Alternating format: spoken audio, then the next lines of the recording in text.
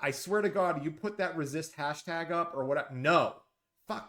I want them to resist us. Okay.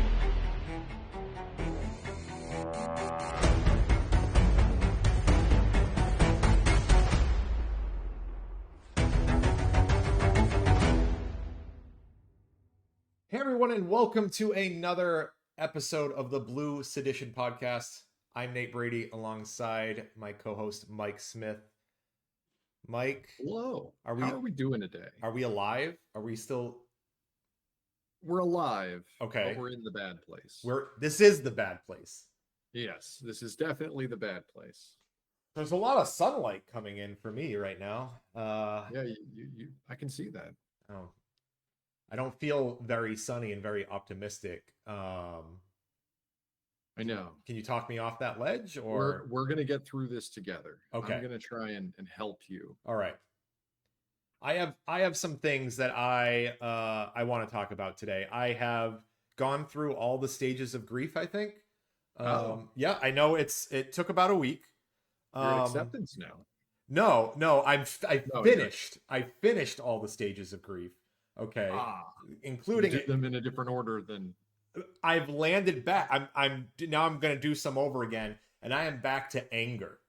And I think that's probably where I'm gonna stay for a while. And some people are gonna think that my anger is misdirected, but I'm going to be directing it at the Dem Party for a little while. okay. Okay. Why the Dem Party? I mean, we talk obviously. You and I talk about this a lot, but Yeah. So there's a lot of blame to go about because of this most recent election, and yeah, we've touched on some of those things. and nobody Lack wants of to a hear. proper primary, Yeah, and sure.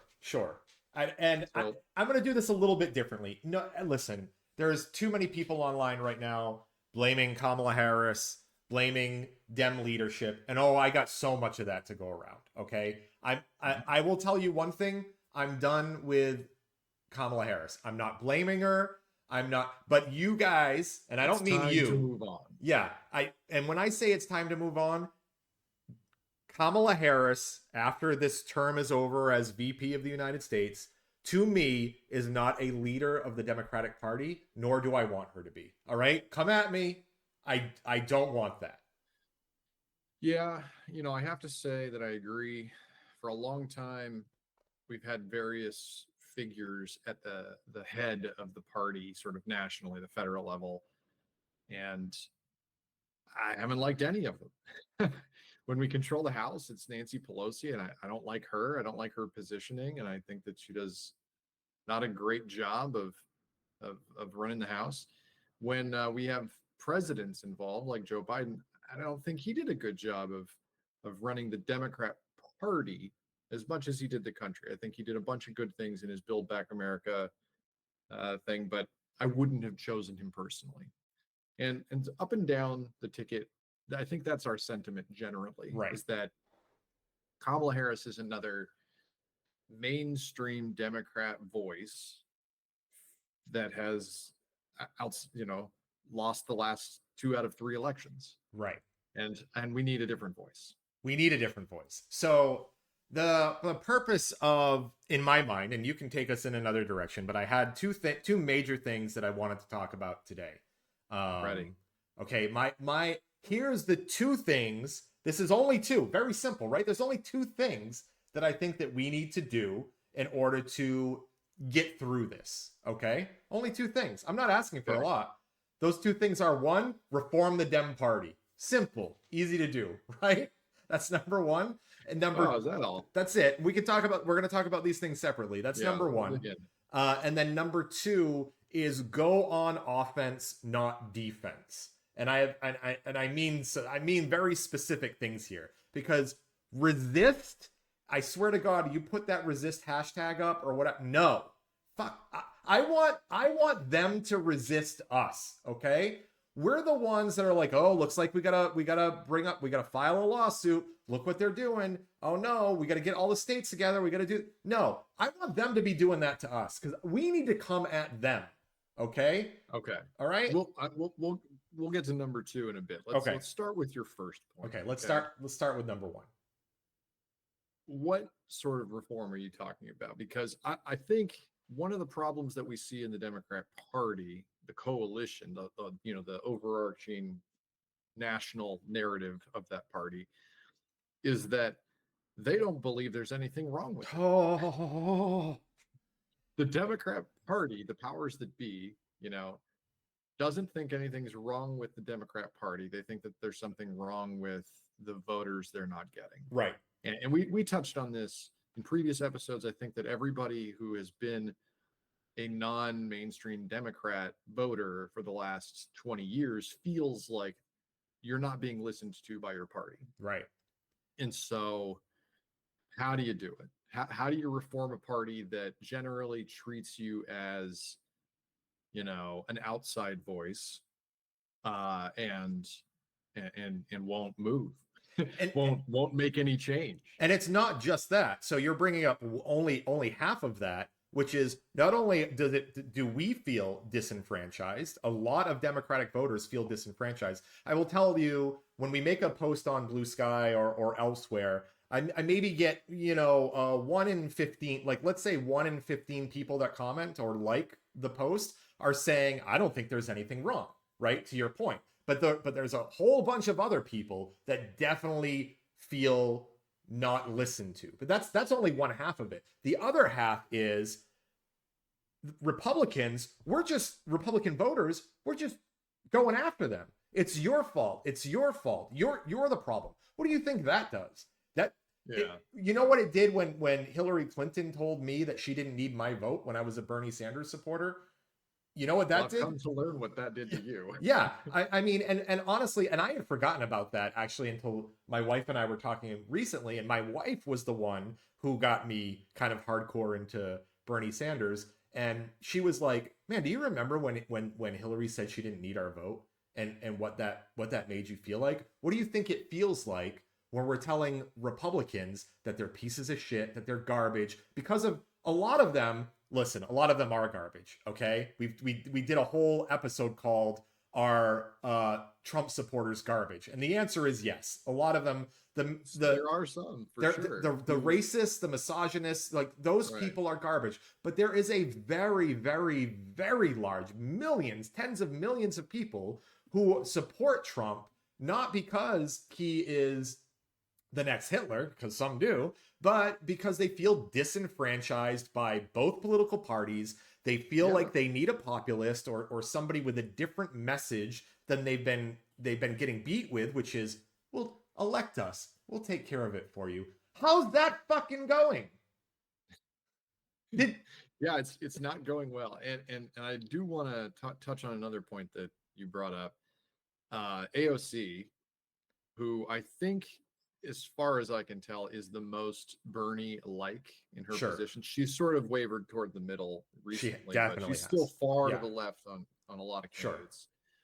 And she had, I want to say it was like an Instagram sort of round robin event where she just had the people who follow her, like, she wanted to know, how do you follow me? And then how do you vote for Trump? Right.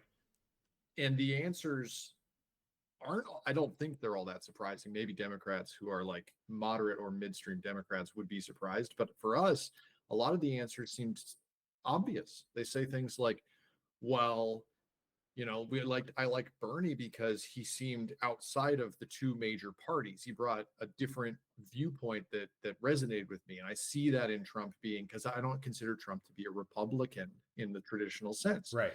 And his messaging wasn't about, sort of big pie in the sky ideas. It was just one of, you don't have enough money today and I'm going to fix that. And it doesn't matter whether he means it or he can actually follow through with it. It's just the messaging of, things are bad and I want to fix them. Yeah. And he built a coalition around it. And Bernie did the same thing. Bernie ran on Medicare for all as basically his one talking point idea that made it into the mainstream. And everybody who was asked about it loved that idea. Right. Even Republicans were like, voters were like, yeah, that makes sense. I don't want to pay for healthcare. I just want to go to the hospital when my leg's broke and have it cast. So you bring up a really good point about here's what's happening with what I think Republican voters. They're hearing Donald Trump saying that he's going to fix things for them. They're not even hearing that from the Dem side. They're not even being lied to anymore from the Dem side. I don't know about that. So that was an argument that I got into with my wife. Okay. And we love to argue. It's our favorite pastime. Nate knows this. Whenever me and my wife are in the same room, we're arguing. It's our love language. But I think that the Harris campaign put out a lot of positions. The website's still up. You can go to the Harris 2024 page and see the broad strokes of Sure. her agenda that she was going to bring as a president. And I think that they're all mostly understandable, tangible to you know, small voters would understand this. It's not the whole thing about like, Right. I'm gonna bring peace to the Middle East. That's not Sure. it. It was more like, I'm gonna try and raise wages and I'm gonna try and get more paid healthcare time and things like that. But none of that ever made it into the media cycles. None of her positions Wouldn't have mattered. come to the forefront. It wouldn't have mattered because those were the same positions that Biden had. Okay. Biden ran Right, on. but I'm saying what you said was you aren't even hearing I'm going to take care of it from her. And I'm saying she said it. I just don't think that it was in front of a microphone or a megaphone. Yeah, definitely wasn't in front of a megaphone, but I would still probably argue that and maybe this is the case for me. And if it's the case for me, it's going to be a problem with Republicans. It's falling on deaf ears because you're essentially running as an incumbent and saying, and things are still bad for us, and saying, I'm going to keep doing what we've been doing. Essentially, she wasn't very far from what Biden was saying. But let me take a step back here. Let me play a clip for you. Okay, from Bernie that I think more succinctly says what I'm trying to say. So let me bring this up here, and then and then in the meantime, I'm probably going to close this window a little bit. Okay. So here we go. This is a 1-minute clip. Let me do this. Together on many issues, but here is the reality. I have to say to Nancy, in the Senate in the last 2 years, we have not even brought forth legislation to raise the minimum wage to a living wage, despite the fact that some 20 million people in this country are working for less than $15 an hour. In America today, we have not brought, in the Senate, we have not brought to the floor the PRO Act to make it easier for workers to join unions. We're not talking about defined benefit pension plans so that our elderly can retire with security. We're not talking about lifting the cap on Social Security so that we can extend the solvency of Social Security and raise benefits. Bottom line, if you're an average working person out there, do you really think that the Democratic Party is going to the mats, taking on powerful special interests and fighting for you? I think the overwhelming answer is no, and that is what has got to change. I mean, he says it right there. And I think that if you take the takeaway from what he's saying there is what we saw in the general election. It's just people didn't feel like the Dems were offering any real solutions. They weren't even championing real solutions. They weren't saying, I'm gonna get something in front, I'm gonna get it through the House, through the Senate. We're gonna raise minimum wage. I didn't hear that. Right. I didn't hear we're going to lower, prescription costs, or we're going to lower medication costs, or we're going to try and make Social Security. Nobody said any of those things. And Trump said, I'm going to fix the economy and I'm going to fix this and I'm going to fix that.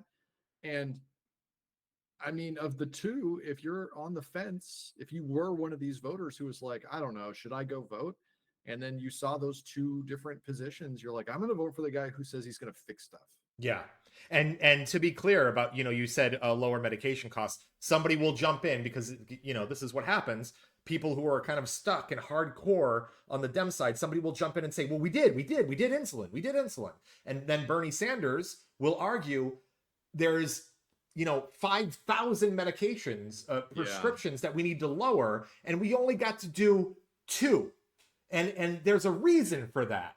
And it's because Nate's on the other 998 of them. Well, for one, I'm on the other. I have several that are on the other lists. Okay, I'm very lucky to have good health insurance. But the real Yeah. reason is the number one thing that you don't hear anybody on the Dem Party talk about other than Bernie, and that's getting money out of politics. Money in politics, yeah. Right? And so that would never, not once did that come out of Kamala Harris's mouth, right? Not once. And that's not surprising. I mean, we said this, she's by and large the same average Democrat figurehead that we've seen for the last 3 cycles. Right. She's basically the same as HRC. She's basically the same as Biden. There is some they're very politically savvy, I want to say, but for sure. they don't move the needle for a lot of voters or would-be voters in terms of improving their lives today. And I think that I keep harping on it because the election's still very raw in my memory. It's very recent. It's going to be for a while. And the numbers that are still coming in, obviously, but they're showing us that, that messaging of, you didn't get voters to believe that you were going to help them. Right. That's the bottom line. Especially white men between the ages of 40 and 60. Yeah. They just didn't think that you were going to help them. Well, yeah, and there's a really big maybe I can pull the chart up. Oh, actually we can just pull up. Let's do the NBC exit polling. And let's take a look at these because there's a number of things that are really interesting here to me. So I want to start with this graph has been going around. A lot of people have been sharing this with us. Now, people have been leaving out, though, I think, some really, really important things. So one thing that I think about, and by the way, I've shared this a couple of times and I keep getting pushback from some people. But one thing that we just have to keep pointing out is astonishing is that if you go down to sex by race, the thing that absolutely blows my mind is white women. 53% of white women voted for the majority of white women voted for Donald Trump. We're talking about, do you know what the number was? Do you know what the exit poll number was in 2016 when a white woman was running? Do you know what the percentage was in favor for Donald Trump? Larger, I imagine. 54%. Yeah. I mean, so, but between 2016 and 2024, when literally you can argue, right, that national abortion rights are on the line, we moved the needle 1%. Okay, now some people are going to argue that in there's racism because of Kamala is a black woman, right? So in racism, sexism, classism. I mean, we all bring these various biases to the table, especially when it comes to important life decisions like voting for who's going to be the leader of your free world. My wife and I talk about this a lot. She's a sociologist, and so she looks at this a lot, and she said something to me that I thought was very interesting. She says, by and large, in the United States, people are sexist just by the way that things are run. It is a patriarchal society, and that's just if you just do the statistics and you poll and everything, it's always going to come out patriarchal. It's going to be sexist. Can I ask you a question? Well, go ahead. This is the interesting thing. Okay. This is the interesting thing. Okay. For some reason, white women are more sexist than every other bloc. Okay. Well, I have no idea why, and there have been study after study to confirm it, but it's one of those things.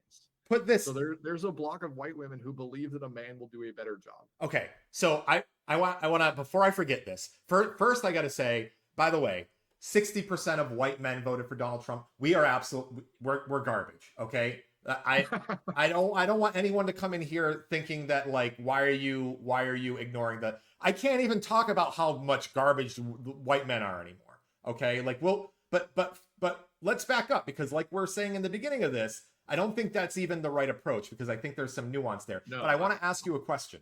Go ahead. I want you to answer this for me. After 2016, okay, I voted for a woman. I'm not going to say which woman. I voted for a woman president. Okay. After 2016, people told me that the reason why Hillary Clinton wasn't elected was because of the sexism and the misogyny in the country. Fine. Okay, fine. Let's say that I'm willing to accept that at face value as being the almost only reason or major contributing factor. Let's say, hypothetically, I am to accept that. Okay, what made them think, the Democratic Party leadership, what made them think that we had solved that in 8 years and then ran a black woman as the major candidate in the most important election of our lives? The same people that are now telling me that the reason why she lost is because she's a woman. Yeah, okay. I know what you're getting at here. I don't know the answer to that. Okay. The answer is, I think that the Democrats, by and large, are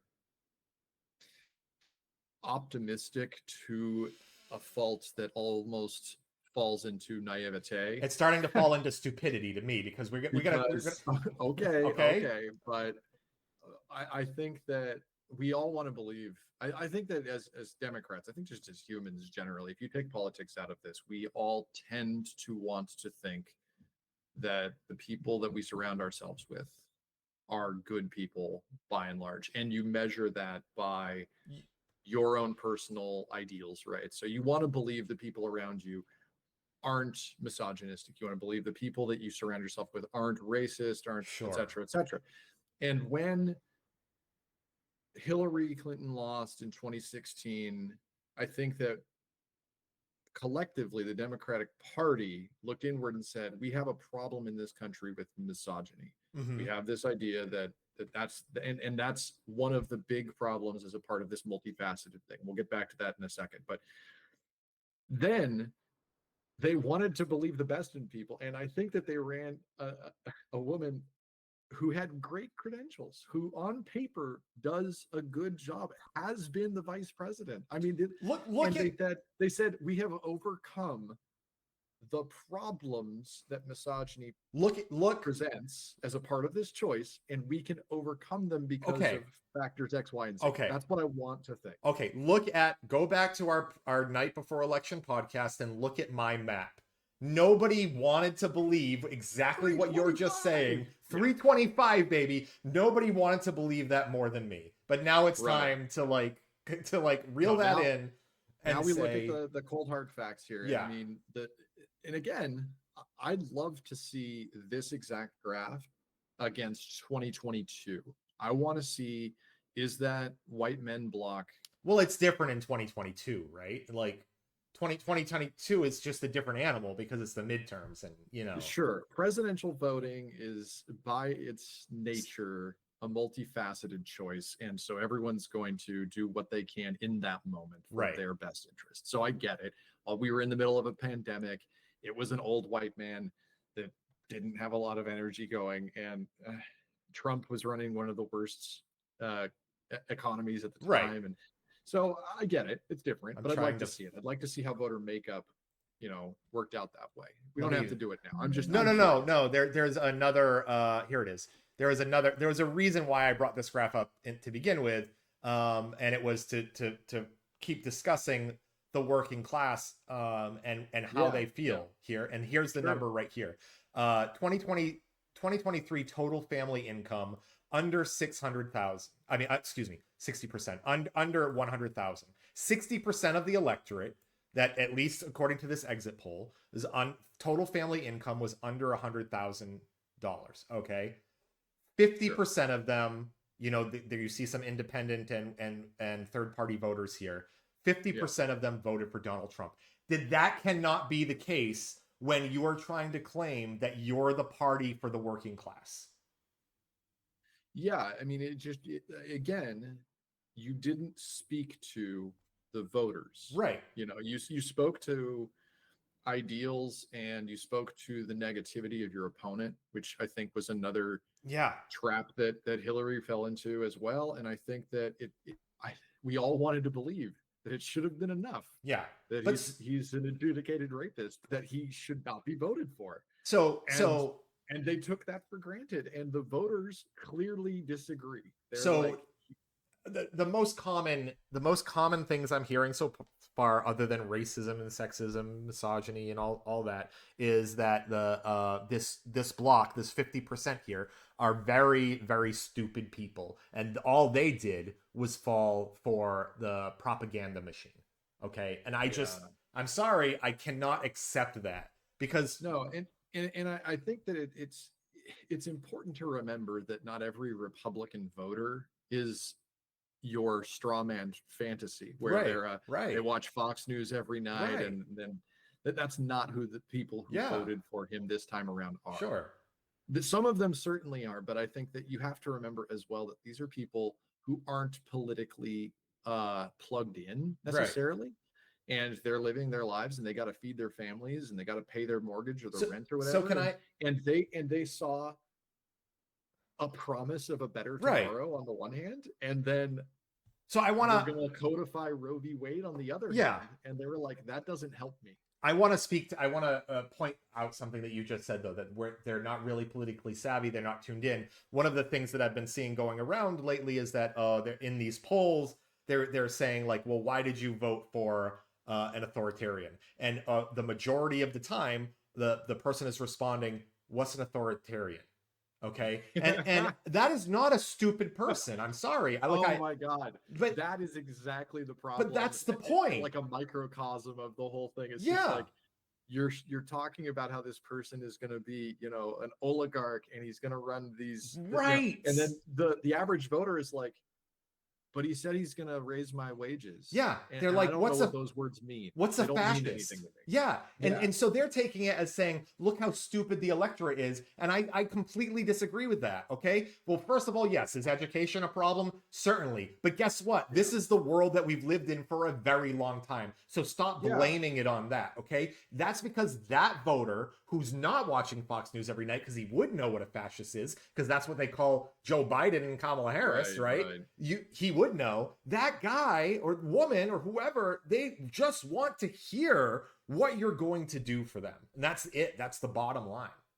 Yeah, and there wasn't enough of that messaging. I think we got trapped in the same trap we fell into with Hillary. Is that, I mean, she had other problems, but her messaging to the voters, to the electorate, was not about improving their day-to-day lives. It was about codifying Roe v. Wade again, and it was about um, trying to reform the Senate, and trying to, and it's like all of these things that you and I, politically engaged, agree with. They're good goals Right. to have. Right. But when it comes down to the living, like your life day to day as just a person who votes, and not necessarily a person who watches political podcasts or what have you, it doesn't matter. Right. That's, you literally don't care when they're like, oh, and I hate to say it this way because it shouldn't be this way, but like your average voter probably doesn't know or care about what's going on in Israel, They don't. okay, or in Gaza. They just don't know or care.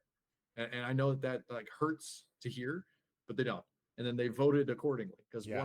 one person said they were going to improve their lives, Right. not the people in Gaza. Yeah. Like, And I mean, he even did lie about Gaza, but so now if you take that person and then you say, well, you're an idiot, you poke them in the chest, you do the whole Joe yeah, Biden listen, Jack, yeah, then that yeah, person is going to have a Trump or GOP bumper sticker on their car for the rest of their lives. Like, that's not how you yeah. win that person over. We have, the Democrat coalition has been very, very bad about trying to expand in the last 10 years. They have really, like, you and I like to talk about how the Republican base is really alienating. It feels extreme and Yeah. at the edges where it like pushes people out. But on the other hand, we're not a lot better in the Democrat Party. We do a lot of browbeating of people Yeah. for not understanding what we understand. Right.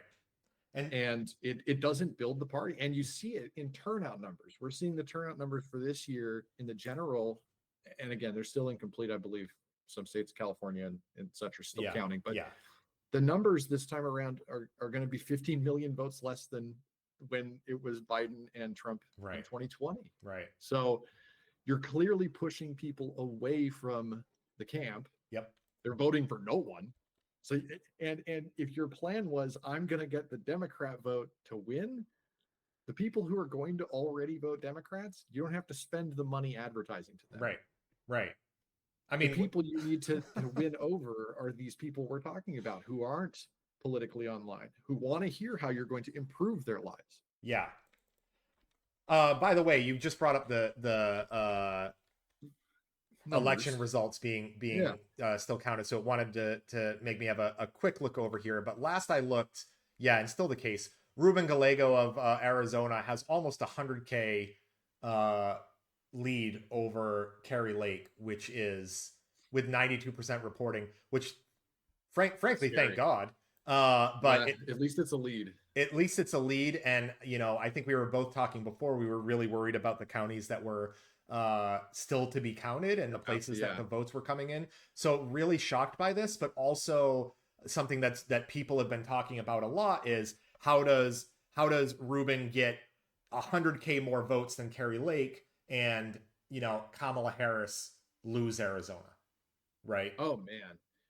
There have been a lot of interesting upsets to come out of this. I don't want to derail you, but I mean, I sent it to you last night, I believe, as well, that there was a victory in Kentucky of all places, where they now have a Democrat led state Supreme Court. Yeah, they have a 4-3 in Kentucky that's Democrat. Yeah.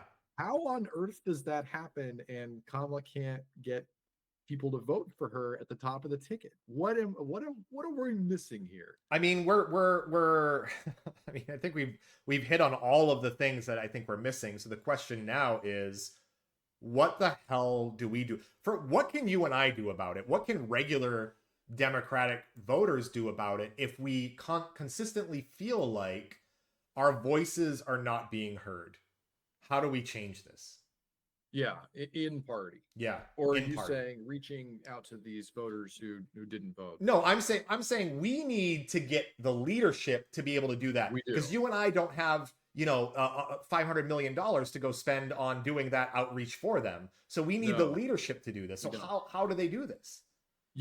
So the last time we had anything that was even discussed in such a capacity, it was when Bernie Sanders was running in the primaries, and he forced the issue by presenting popular positions that the Democrats should run on. Mm-hmm. And then so he didn't give them a chance to just hand wave and say, Papa knows best. He fought him on it. Right. And the way he did it was on small donations for his campaign. We all remember the famous $17 average donation or whatever it was. Yeah. And so we had a literal populist movement in the Democrat Party at that time. And it was arguably crushed by the Democratic establishment. And but he did change the narrative there. He did force people to talk about healthcare, even though Obamacare existed. He forced people to talk about. I'll make the argument he made it worse. I'll make the argument that now all of our eyes are open to that, and then the official Dem Party platform says, we'll put some of that stuff in there, and then they do not. Well, I don't know. I don't know how to change it at such a level, because that the party, the powers that be in the primarying and how those people are chosen for federal positions is not in our hands. We get to vote, but again, it's for Democrat voters, and the Democrats are going to vote for the Kamala types. And that's why I think one of the first things that we need to do is talk about the primary process, and if there's anything that we can do to get it in front of the Dem Party that we're not gonna stand for this anymore. So let's talk about primarying, because I do think it's important. You and I have spent a hilarious amount of time, obviously, talking about primaries in the past, particularly the Democrat primary. And you talked about it in our post-mortem of the election episode, where you were saying you were calling for complete open primaries. Yeah, as your first big ticket item to try and loosen the yoke of control that the establishment Democrats have. Right. So let's talk about that. What would an open primary change? Like, what are the types? What do we need to do to make that a policy? Oh, 'Cause like we have open primaries in like Washington and California. there's a couple of places. And, yeah. and I mean, I think first of all, allowing independents and other unregistered voters who are now, by the way, the majority of voters in the United States, I believe, right? Or at least bigger than either the Democratic or the Republican Party. Could be. I don't know. I And haven't looked at those numbers. getting them involved in the primary process just helps you understand who the real voters want, right? Right. Like So let me pose this a different way. okay. In a non-open primary, in a closed primary or Uh-huh. a partially closed primary, that the reason that they have these in certain Mhm. states is to try and keep strategic Republican voters just from not- trying to right. sway Right. It's just not their election, right? You don't want this big movement of Republicans to say in I don't know where Right. in Delaware to try Right. and get you to put this guy at the head of the ticket who's not really in line with Democrat principles. Yeah, it's just Right. it's not a thing. It's gatekeeping. I mean, Yeah. it's just trying to keep your votes in amongst your voter base. Right. Right. Right. So ideally, it would mean that the Democrats would choose the most Democrat candidate. Right. But that's not who you're trying to court when you go to a general election. Right. Exactly. You're trying to court everyone. Right. You want Republicans voting for you. Yes. And, you know, God forbid, actually, many Republicans were registered Republicans, wanted to Yeah. see Bernie Sanders win. Guess what? Yes. They are not changing their party affiliation just to go vote for Bernie To put Sanders in them the No, primary. they're not going to do that. No, but if they could vote for Bernie Sanders in a Democratic primary, they absolutely would have done that. And Bernie would have won. Okay? He would have won in 2016. You can call it misogyny, whatever. He had the momentum, he had the support, he had the across the aisle support. I think he would have won in 2016 and I think he would have won in 2020, but I think Kamala would have won in 2020 because when I talk about we need to stop electing these or pushing these moderate candidates who try to go, doing town halls with Liz Cheney, they're like, well, what about Joe Biden? Joe Biden won in 2020 as the outlier. Yeah, it was COVID. Trump was leaving office as one of the most unpopular presidents in our lifetime in 100 years. Any HRC would have won that election. Joe Biden won that election. Kamala would have won that election. Anybody would have won that election. So we can't keep using that anymore. So yeah, I think open primaries. But I think the other thing is we either need a single national day for primary voting or change the strategy around where we suddenly make the decision that this person is now the anointed one. And so I talked about this before where we went into those red states where they got Papa Joe, there all these red states are Papa Joe, and guess what? He's not winning those electoral votes in the general election. So that meant nothing. And then everybody dropped out and said, "Oh, I'm gonna," except for Elizabeth Warren, who was like, "I'm gonna stay in the race and take votes away from Bernie," which is another point of why I think, okay, do we need to look at the Dem primaries as a single national day of voting where you can't have that? I'm going to drop out and all of the, these 8 people are going to drop out and support Joe Biden because this one anti-establishment candidate in Bernie Sanders threatens the establishment. What? Right. Dude, those optics were awful. Did anybody paying attention to that? Was anybody really paying attention to what the hell was going on there? You mean to tell me all of those Dem candidates, not one of them was like, actually, what Bernie's saying for the working class makes a lot of sense. Why do they all do that? Didn't make sense. It doesn't even make sense to me to drop out and endorse a candidate in a Dem primary. So that's kind of why I like the single day of voting for a Dem candidate as well. Yeah, and so I want to talk about Super Tuesday. Okay. I hate Super Tuesday, but I want to talk about it. Sure. Super Tuesday is when in the primaries, basically 5 states come in to vote in their primary election. Only 2 of them really are ever going to go, maybe 3, it's hard to say, are actually going to be battleground states that Democrats can win. And that's a big asterisk, because in the last 20 years, 10 years at least, the last 3 election cycles, none of these states went to Democrats. So I want to be like, well, why are we putting so much emphasis on these states that haven't historically been in play? Do you know what I mean? Like, I don't.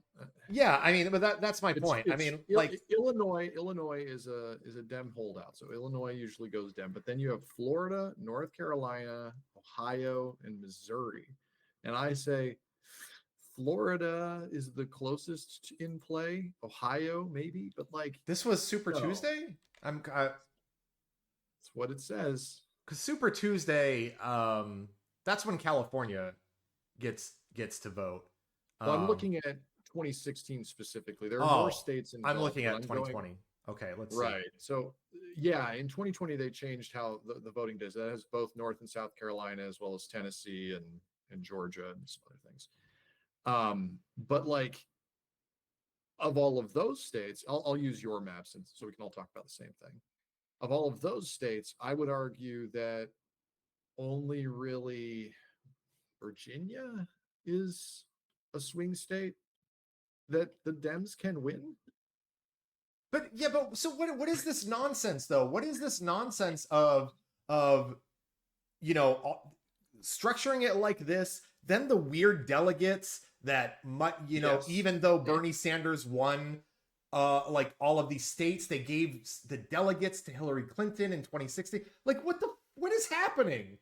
Yeah, so getting back to primarying, there are also a lot of just really esoteric ways that these delegates are distributed. Yeah. I remember there was some caucusing done in one of the states, I forget, where basically it came out to how many people were physically present and were they louder than the other votes? Like, it's very just.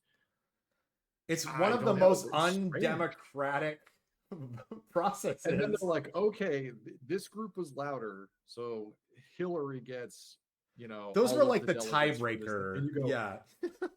I don't understand why you would do it this way, unless unless that's part of the theatrics of it, that you can sell a candidate that no one really wants. But anyway, I agree with you. The primaries should probably all happen on the same day. We should campaign to that point, and then from that point on, you have your leader. You can run your convention and run your presidential campaign up until election day. Lets you focus at the very least. But that's not what fills the campaign coffers, though. That's part of the other thing, is that a months-long primary process gets money into the party. Like, I mean, it's just the money in politics problem is rearing its ugly head again, right? Sure. So anyway, this is something we're going to keep talking about. I just looked it up too. California is actually closed primary for both of them. It's a closed Democrat primary, and it's a partially closed Republican primary. So how do you change that?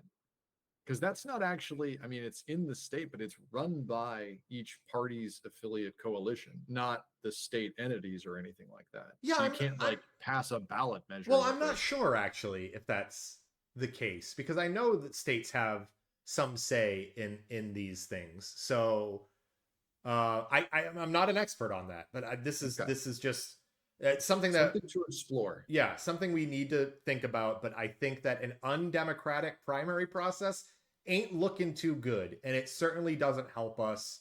I mean, come on, Joe Biden in 2020, really? Come on. And yeah, if you want to say the same thing about Bernie Sanders too, fine. Really? Those guys? Fine. Well, how do we improve the primary process then, Yeah, I don't know the answer to that. That's a tough one. Because Hillary Clinton? Really? The Dems? Really? Yeah. All right. So my number 2 on this, if I can switch gears really quickly for the time that we have left, The two things I brought up at the beginning of the show were, I think we need to reform the Democratic Party. We don't have answers to that. It's going to be an ongoing conversation. Yeah. The second thing is, I think that we need to go on offense instead of defense. And I mean that on several fronts. Oh, I God, think, yes. We've needed this for a long time. I don't know why this isn't a bigger conversation for most people. I don't either. And you know what? And I've said this on previous pods, but I liked them picking Tim Walz, and I liked Tim Walz playing offense. Yeah. The guy got out there and he said that his political rivals were evil and weird, and he just started hitting them. And there was a lot of like blowback from the left, which was very strange for me to see, where they were like not left, like center left, where they were like, oh, what happened to when they go low, we go high? Forget that. I'm like, forget that. don't But shut up. That's what happened to it. You lose enough elections and you stop going high. Yeah. Because you're not playing the same game. You need to have a mix of, so I'm talking about several different kinds of offense here, but for the Tim Walz thing, I really liked it. You need to have a mix of, first of all, you never go after the base. You fucking idiots, can you knock it off? Are you people stupid? Basket of deplorables, Joe Biden. Why did Joe Biden shouldn't have been anywhere near a fucking microphone during with a month left of the campaign. Stop doing that shit. Go after the other guy, fine. What Tim Walz did was great, but you have to sprinkle that in with real messaging to the voters, like we talked about at the beginning of this. But my thing about offense is also go after, one thing, collect my thoughts here. One thing the Republicans do really well is that when they want to do something, they just fucking do it. Like, they don't ask permission. They don't ask permission. They just do it. They're just going to do it. Not only that, but their messaging is always concise about doing it. Yeah, right. It's never, because it's like you're saying. I'm recalling the language that the Harris campaign used around Roe v. Wade. It was, you'd better vote for us or else they're going to blah blah blah. And I'm like, that's not an uplifting message. No. That is a warning. No one wants to hear that shit. It's why I can't not vote for you. Hire me, and I will keep abortion legal and safe in this country. Right. That's the message. That's the way you message it. Which you can't even, it is still even a terrible message coming from the Democrats when you had 8 years of Obama and 4 years of Biden, which you had 12 out of the last 16 years and we lost abortion rights. 12 out of the last 16 years highlights exactly what I'm talking about. When the Republicans gain power, they do what they want to do. By any means necessary. By any means necessary. Stole a SCOTUS seat appointment from Obama. McConnell literally they just wanted it. They just wanted it. He said, McConnell came out. Does anybody remember this interview? I think it was, I don't know if it was Obama's first or his second victory. He's like, I'm just going to keep it. If I do my job, I'm going to make it so he never appoints a SCOTUS. He never does anything. My only job in the Senate now is that Obama gets nothing done. And what was our messaging in response to that? It was probably reaching across the aisle. These guys on the other side are obstructionists. They're so mean. People who vote are like, who gives a shit, They're man? mean to me. Get something done. Yeah. So it makes me think, it's just very woe is me, and nobody wants to hear that. So I don't think this is going to be very conspiratorial, but I kind of think that part of what's happening here is it feels this way because what Republicans want to do, make rich people rich, right? So that's why they can get away with it. And what Democrats want to do, say they want to do, doesn't make rich people richer. And that upsets their donors. And that's part of the reason why they're so, ooh, let's maybe do insulin, but let's peel it back a little bit. They could have done it. Like Bernie Sanders always says, when I'm in Michigan, I can walk 15 miles, but I can go across the border and get some of the lowest prescription drug prices in the world. Why can't you have that here? It's because Democrats don't really want to fucking do it. Let's just be honest. If they wanted to do it, they would just do it. And that's it. That's the end of it. You had the power to do it. And you did, we were focusing on Obamacare. That was our primary focus. You're telling me you couldn't codify Roe because you could only focus on Medicare for all. I mean, you just do it. Just do it. So what I mean by offense is starting now. We don't have. Yeah. We're likely not going to have the House, Senate, or White House, No, right? we're going to lose all of the branches of power in the Right. federal government. So what we need to start It's doing gonna in be every rough. state, every governor needs to do something. And I'll point out as well that this we're at the point where I need Joe Biden to do something. He was ostensibly given unlimited, unfettered power by the Supreme Court, and he's going to do nothing with that and then Right. hand it over to Donald Trump Right. and his ghouls. I mean, he's basically saying he's held a press conference and he said we're gonna have a nice transition of how Trump is gonna be in the White House on Wednesday. We're inviting him to all these things. It's gonna be a nice, peaceful transition. That's wonderful. I'm not saying go out there and bring the gallows out like the Trump administration did and say you're hanging people if they don't overturn the election. Voters, fucking do something. Do something. Yeah, it feels like you could make executive orders that are going to get overturned, but like do them. Do in them. good faith. In good faith, you could make an executive order that's on its face patently illegal, like forcing prices on prescription drugs to have a cap of $50 or something. Like something ridiculous. And sure, it's gonna get sued and it'll get overturned, but you have given good faith. You've moved. Make them sue you though. Played offense. That's what I'm saying. We need to stop resisting because this is the cycle that we get into. It's always resist. It's always resist. When we're the minority. They're gonna get in and they're gonna hammer it. No, make them sue us. I think Dem governors need to right now. I'm a sanctuary state. Go fuck yourself. You're not coming anywhere near here. Yeah. Then make them sue you instead of us always being on the back foot. Yes, I completely agree. And the messaging of the camps of the Democratic camps, the campaigns that run, they need to turn it up. Right.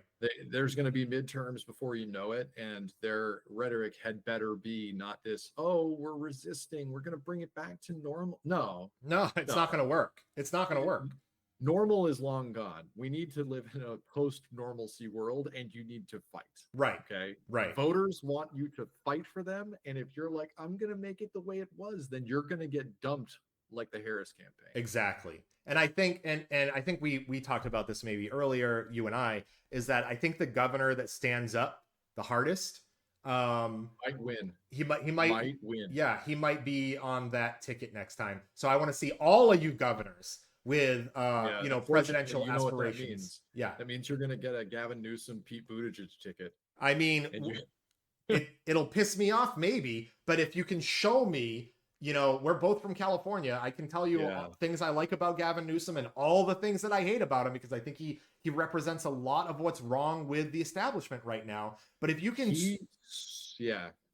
if you can stand up and fight, literally fight, go on offense, you can start to change the optics of this party. And we need to do that now. Yeah. And in fact, I think that I'll leave it at that. We could do an entire episode on Gavin Newsom because not even the Dems like him, but he survived a recall. Survived, like anyone would actually. Well, it got interesting there, but I mean, we can talk about. I hate to get into local politics on this podcast because I want to reach to everybody in every state here. Sure. But I want to point out that the idea was that they were going to recall Gavin Newsom as governor, leading the economy of California and doing a good job at that specifically during the pandemic, and replace him with Steve Garvey, a baseball player from the Dodgers who won the '88 World Series. Get the hell out of here with that shit. Nobody wants that. I don't even think the Republicans who vote Republican, no matter who, wanted that. All he has to do is say America first, and he becomes Reagan. And it's he lost. He ran in an election against Adam Schiff, and he lost. Yeah, he lost bad again. Yeah, Steve Garvey is not a popular political figure. Yeah. Also, a lot of money in that campaign on both sides. Oh my God, did he spend money on that? So I think this is a good place to wrap. I think over You can the tell we're fired up. We believe in offense. We're ready to go. we just let's go. Tell me who I need to go and politically punch in the back of the throat. You know, just Yeah. tell me what we need to do. Because yes, let's go on offense. I watched the That's new the simpler one to do. That's of the two things that you want changed, reforming the Democratic Party and going on offense. Going Yeah. on offense is the easier one to do right. because that's messaging. Right. That's yard signs. That's ad campaigns. That you don't even have to be a registered Democrat to get them to want to do that. I think I shared on our Blue Ski account maybe a few days ago a reason to be hopeful, and it was the incoming governor and attorney general in Washington. And I watched that whole press conference, and one thing really stuck out to me is how proactive they were being in like, yeah, I don't know what the fuck you guys were doing, but we've been preparing for a Trump presidency Yeah. for the last year. Okay. Yeah. And we're ready to take this head on. And I found that really reassuring and uplifting, but it's still not. That's great from the attorney general because they're gonna have to deal with a lot of lawsuits. They're gonna have to deal with bringing forth a lot of lawsuits against the United States and what Trump is trying to do. But I still want to see from governors, from other local politicians start going on offense. Yep. So we'll see what that means. I don't think there's going to be any Republicans that are going to step up in the Senate. I think the Republican coalition is united, and that is truly terrifying.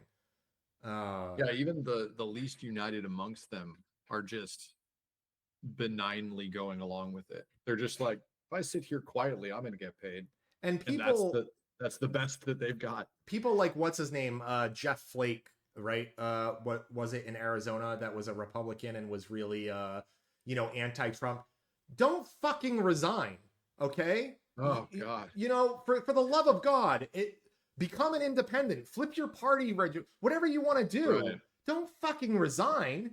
Like, are you getting death threat? Like, is that what it is? Is somebody forcing you to do this? Like, don't resign. How's that help?